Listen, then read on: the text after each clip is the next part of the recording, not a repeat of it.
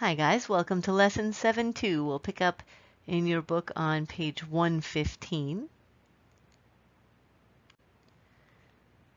So our job here with this lesson, we're going to be writing equations from graphs and tables. So sometimes this is the hardest thing for kids to write equations from. So we want to be able to write it when we're given a graph or a table, and we want to be able to analyze key features of the function given its graph. If we can analyze those features, it can help us to write equations and make some statements in context. So here we've got one of Travis and Roy's regular or weekly jobs at their trucking company is to transport fruit grown in Pecos, Texas to a Dallas, Texas distributing plant. Travis knows that his customers are concerned about the speed with which the brothers can deliver the produce because fruit will spoil after a certain length of time. A little note here about that business. Companies that ship fruit from distribution plants to stores around the country use refrigerated trucks to keep the fruit fresher longer. For example, the optimal temperature range for shipping cantaloupes is between 36 and 41 degrees. That's barely above freezing. I didn't know that. What would the temperature range look like on a number line graph? From 36 to 41. They're just trying to help you think instead of just let stuff go by you. All right, so let's take a look at what this is going to mean to us with them trying to get their fruit there as soon as possible. So number 1 says Travis wants to address his customers' concerns with facts and figures. He knows that a typical trip between Pecos and Dallas takes 7.5 hours. He makes the following graph. What information does the graph provide? So I'm going to say once again, you should pause this mix, come up with your own observations, and then listen and see if there's anything you want to add. This is open to interpretation anyway, because there's lots of things you could observe, but you might notice that this is the distance from Dallas here. So, and this is the time since leaving Pecos. So you might notice that Pecos is 450 miles from Dallas, because that's how far he is from Dallas before he even leaves Pecos at time 0. You might notice it takes 7.5 hours to travel from Pecos to Dallas. And then this line all the way along, this line will show the distance left to get to Dallas at different times. So the remaining distance, maybe? Remaining distance to Dallas at various times. And anything else you notice is great. So that's some of the useful information we can tell right off the bat.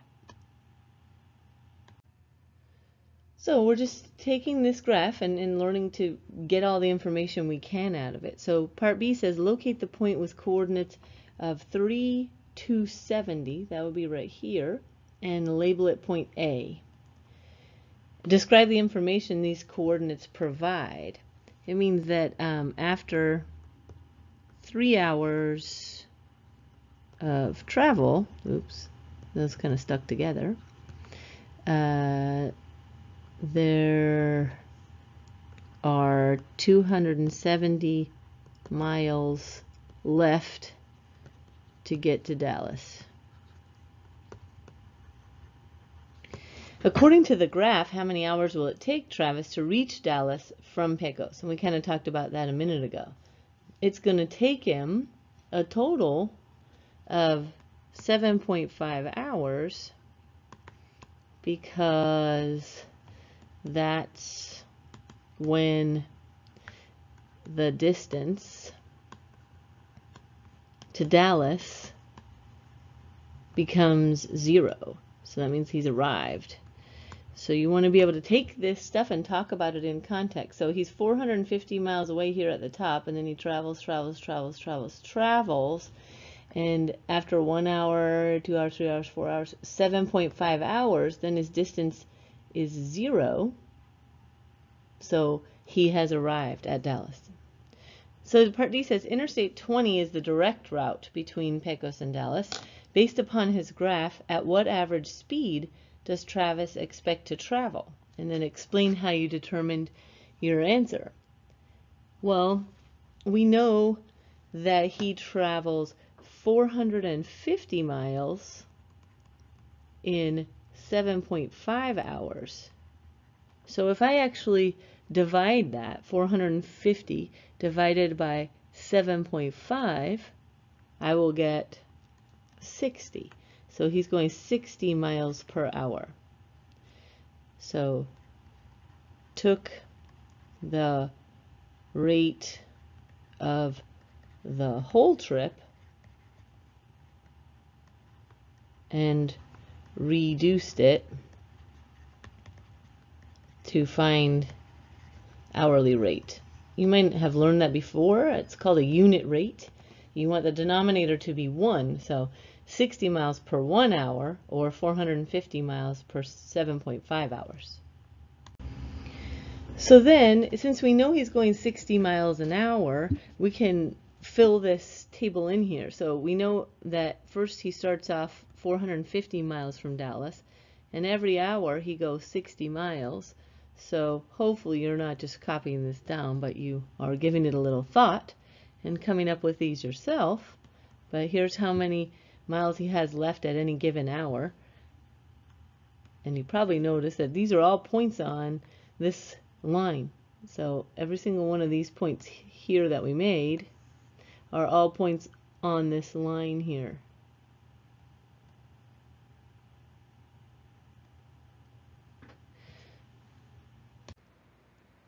Alright, so we're going to use our table and graph to write an equation that expresses Travis's distance d from Dallas as a function of the number of hours h since he left Pecos. So d depends on h, his distance depends on hours since it is a function of hours. So an important thing to note is that the graph falls from left to right, and the numbers in the second column of the table are decreasing. So when we write the equation, that means the coefficient of h should be negative. So we're going to plug h's in because the distance depends on them, and the coefficient of h, which would be our slope, should be negative. So let's see. When we write the equation, d should equal, and these are decreasing by 60, so negative 60h plus 450, which is where he started. So it's negative 60 because his distance from Dallas is decreasing because he's getting closer and closer and closer to Dallas. It's not measuring his distance away from Pecos, so not how far he's gone, but how much closer he's getting. And this could have also been written, if you wrote it this way, 450 minus 60h. That also would work. So the graph of an equation in two variables is the set of all solutions of the equation plotted on the coordinate plane. That's all a graph is. It's a picture of all of the solutions to the story. So it's a picture of all of the h, d pairs that would make the situation true. So they ask us, does the graph in item 1 appear to pass through the point 5180? So it looks like not quite, it doesn't look like. And then we're going to verify our answer by checking to see whether this point is a solution to the equation in item 3. So if we take our equation here and we plug in the distance of 180 and hours 5, we'll see if it makes it true or not. So we'd have 180 equals negative 300 plus 450. So we'd get 180 equals 150, and no, that's not true. So it should not be on the graph because it is not a solution that makes it true, so it should not be on the picture. So you can see that point right there is not quite on the graph.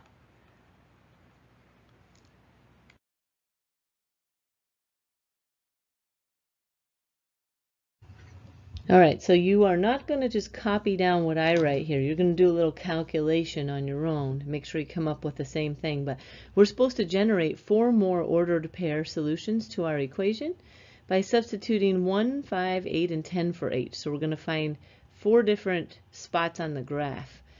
And we're going to use that equation that we wrote, this one or the one that looked, like this.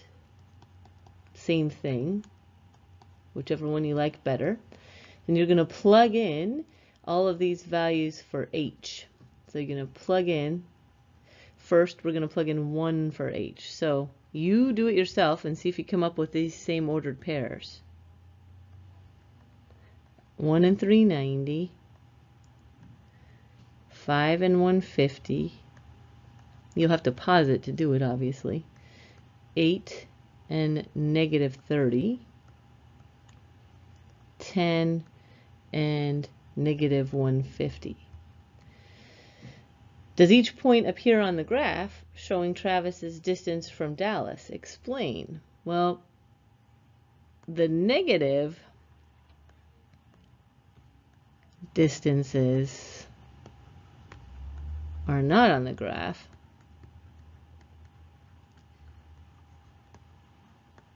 And that makes sense. That it wouldn't make sense in context. You can't have negative distance.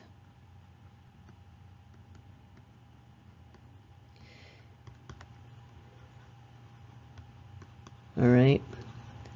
So which of the solution points you generated in part B makes sense in the context? The positive distances do. So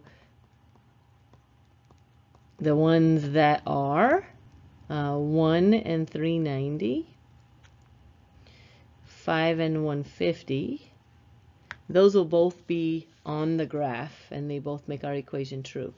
So explain why only some solution points make sense in this context, since the variables represent hours and miles, distance. They can't be negative. I mean, numbers can be negative, but in this context, it wouldn't make sense to have negatives for either the time, since leaving Pecos, or the distance in miles. So it says, use what you know about the solution points in the graph to state the reasonable domain and range. Now remember, domain is your x-axis, so this is hours, and range is your y-axis. So that's distance, okay? So let's just get good at this now. We got to concentrate. So first of all, for our domain, is it continuous? Can you have things in between 1, 2, 3, 4, 5, 6, 7 and a half? Yes, you can have in between times. So that means that our hours are going to be between some numbers, and it can go all the way down to 0. So it has equals, 0 is included. And the highest it ever goes is 7.5, because then the story's over. He's arrived. So distance, same thing. Can distance be in between, or do we jump from 450 to 390? There's all sorts of things in between. So that means that our distance is going to be between things. And the lowest it ever got, or the lowest it ever gets is 0. And the highest it ever gets is 450. So the distance has to be less than 450. That's what this symbol says, less than 450. But it also has to be greater than 0, and that's what this says, because it says 0 is less than the distance, which means distance is greater than 0. And then it says use the graph to identify the 0 of the function. That means the output, when the output is 0. So it is 7.5, because that is 7.5 when the output is 0. It's important vocabulary there. If you want to identify the 0 of the function, you're talking about the x values when the output of the function is 0. So you're talking about x-intercepts when you're talking about zeros. So hopefully you got the range filled in on number 5 in your book. That's what it was asking you for. I just, on F there, letter F, or letter E, sorry, it asked for the domain and the range, but Your book on number 5 just asked for the range, so hopefully you got that filled in. So the graph here shows the amount of water remaining in a tank after a leak occurs. And we're going to use this to answer these 3 questions down here, number 6 through 8. So first we're supposed to make a table to show the amount of water in the tank at 5 different times and use the graph to identify how many hours it will take for the tank to empty. So the table, when it says make a table, we could all be a little different because I could choose 4 for my time and you could choose 0 for your first time. So if I choose 4 for my time, then the amount of water in the tank at 4 is still 8 gallons. And then at 6 hours, I can't really tell, so I'm going to pick 8 hours. It is at 6 gallons. And so that's right there because this is going by 2s here, obviously. And then at 12 hours, it's at 4 gallons. And at 16 hours, it's at 2 gallons. Let's see, I make a table to show at 5 different times. So I've got 4 different times here. So I'll have to do one more, 20 hours. It is at 0 gallons. And then use the graph to identify how many hours it will take for the tank to empty. Well, I happen to have that on my table. So the tank is empty at 20 hours. But even if that wasn't one of the values on your table, you could see that that is the time when it got all the way down, or the y values got all the way down to 0, so that tank is empty. And then we're going to use our table and our graph to write an equation to express the amount of water in the tank, A, the amount A, as a function of the number of hours, H, since the leak started. So you should definitely do this by yourself. And then pause me and unpause me. But hopefully you're ending up with, pause me, hurry, I'm about to say it, pause it, okay. So hopefully you ended up with the amount equals, let's see, it started with 10 gallons, so 10, and then it's losing at a rate of, so it's negative, it's losing at a rate of 2 gallons every 4 hours. So change in y over change in x is going down 2 every 4 hours. So that slope is negative 1/2. So minus 1/2 per hour. Or you could also put that in this order, A equals negative 1/2 H plus 10. Either one of those means the same thing. And state a reasonable domain and range for the function. So think about this real hard because this is always tricky for people. So the domain is all of my x's in the story. And would it be continuous? So the x's go all the way from 0 to 20 hours, and then that tank's empty. So it just goes from there to there. And in between times would make sense because it could be in between the hour, could be a certain number of minutes. So the domain goes all the way from 0 to 20 hours, and it includes 0 and it includes 20. So it would look like that. And the range, let's see, that range, the highest that tank ever was 10, right? And the lowest it ever is when it's empty is 0. So it goes from 0 to 10, and it could be 0 when it's actually empty, and it was 10 when it was actually full. So the equal to's will come into play. And it's continuous because it could have 1/2 a gallon or 1/10 of a gallon. So the amount is between 0 and 10 inclusive. So this isn't actually in your book, but I want you to do this in the margin. On your test, you've got some points that have non-integer coordinates that you need to find the slope for. So I just want to make sure you're comfortable finding slope for these. So if you use your slope formula, which I shouldn't have to write down for you, I'm going to do it, I don't know why. So we'd have 8 minus 4 for this one. You should do it ahead of me, by the way, if you're not already thinking of that. Pause me. And then you'd have 1.75 minus negative 2, which is plus 2. So you'd end up with 4 over 5, what? 3, sorry, 3.75. So you wouldn't leave it like this. 4 over 3.75, you would change it. You'd get rid of this decimal down here, and hopefully you know that to get rid of 2 decimal places, you'd have to multiply by 100. So you'd end up with 400 over 375, which you could reduce. Let's see, if we reduced even just by 25s, we would get 16 over, let's see, 4, 12, 40, 15. 16 over 15 for a slope. Double check that and make sure you're coming up with the same thing. So try this other one here. So you'd have 5 minus 3 over 2.5 minus negative 1, which means add 1. So you'd have 2 over 3.5. So to get rid of 1 decimal place, we'd have to multiply by 10. So we'd have 20 over 35. And we could reduce that by 5, so 4/7. Keep that in mind so you can build point slope and turn things into standard form even when you have non-integer points. So that's going to happen for a big chunk of points on the test, is writing an equation in standard form with some points like that. So you got to start by getting the slope, or else you can't even build an equation to start with. All right, so a farm in Plainville, Texas will ship fruit to the distribution plant in Dallas. The farm is 350 miles from the plant.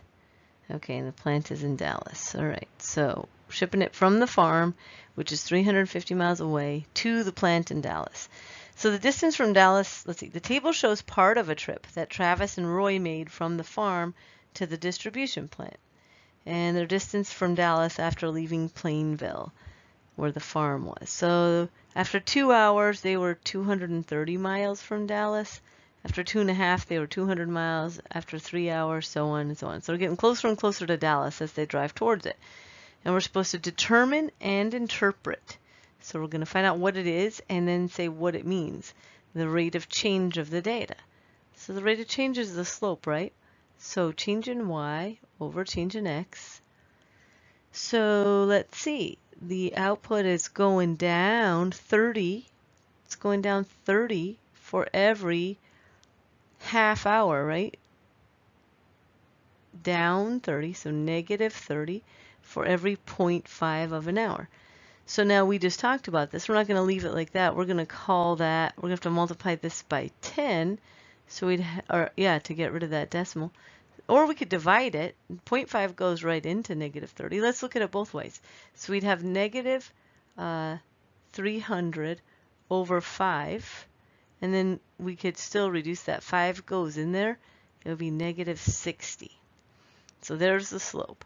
Now this one right here, you could actually divide 0.5 into negative 30 right off the bat, and you would have got negative 60. So if it divides in, you can always just do that too, instead of reducing it. So let's see here. Now we're supposed to interpret it. So the rate of change is negative 60, which means that the distance to Dallas is decreasing 60 miles each hour, period, I guess, as they leave the farm. So as they're getting farther from the farm, they're getting closer to Dallas. So the distance to Dallas is decreasing 60 miles each hour. So if you look at the table, you can see that it's going 60 miles from 230 to 170. 60 miles in that whole distance for a 1 whole hour. All right. Now, a competing shipping company guarantees the fastest delivery times. And the graph shows a recent trip from the farm to the distribution plant. So you can see it still starts at 350 miles away, and then 7 hours later they get there. So let's see, determine and interpret the rate of change of the data. So these guys guaranteeing the fastest shipping times, change in Y over change in X. That looks like it's going down 50. So if I look at this point here, it's going down 50 because these are going by 50s every time. Down 50 every hour. So down 50 every 1 hour. So the slope is negative 50. And if I interpret that, they're getting closer to Dallas. Or you could say distance from Dallas is decreasing, right? Because they're getting closer to it. So a couple ways to say that. 50 miles each hour. And then suppose both companies leave the farm at the same time and head to Dallas. Predict who will arrive first. So you think about it and answer that. So this company here is getting closer at 50 miles every hour. So they're driving 50 miles an hour. And Travis and Roy were driving 60 miles an hour because they were getting 60 miles closer every hour. So Roy and Travis arrive first. So that company is false advertising. Their guarantee is no good. So we're going to write equations to represent the trip for each company and determine how long it takes each company to drive from the farm to the plant in Dallas. I don't know the company's names. I forgot. But let's see. Roy and Travis. So they start at, let's see, I'll just do it y equals. Y equals, or maybe it's d equals, huh? If you want to do it as distance. All right, sure. Distance equals 350 minus 60 every hour. Or you could write it like this. Negative 60 every hour plus the 350 that they started with. That's their distance.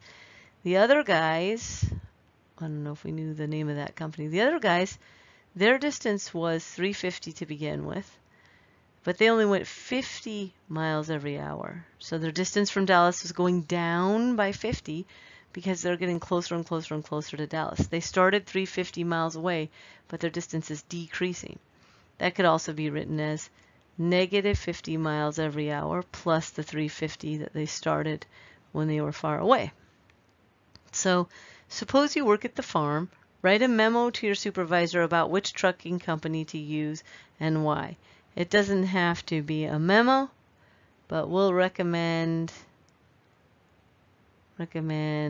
Travis and Roy because the food or the produce, let's be specific, produce will get there faster and be more fresh.